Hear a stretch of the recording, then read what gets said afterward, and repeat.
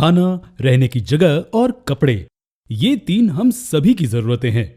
हमारी जिंदगी में इन सब की अहमियत एक बराबर है, इसलिए हम कोशिश करते रहते हैं कि इन्हें और बेहतर कैसे बनाया जाए, और ये चीज कपड़ों पर भी लागू होती है।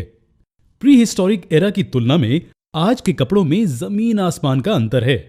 उस जमाने में मनुष्य झाड़ से बने पत्तों से अपना शरीर ढकता था। फिर जैसे वक्त बदला, जानवर की खाल और फर को भी शरीर ढकने के लिए इस्तेमाल किया जाने लगा। लेकिन ये सही मायने में कपड़ों की गिनती में नहीं आते थे, है ना? हालांकि ये शरीर को ढकने में सहायक थे।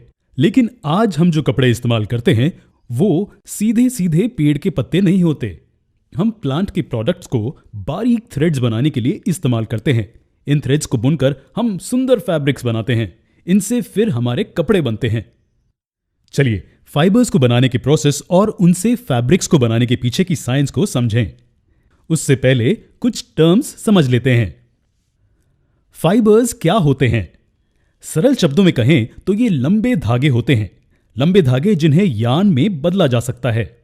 और यार्न क्या होता है?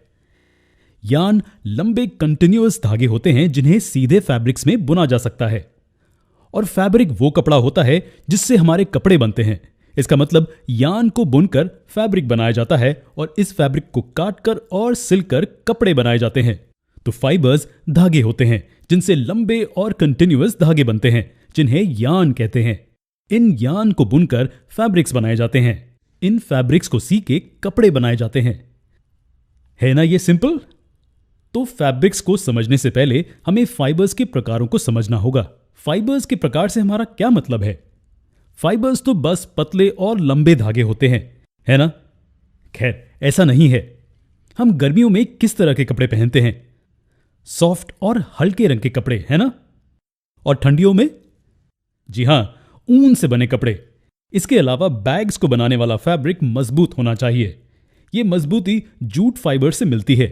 और रोजमर्रा की जिंदगी में इस्तेमाल होने वाले कपड़ों का क्या?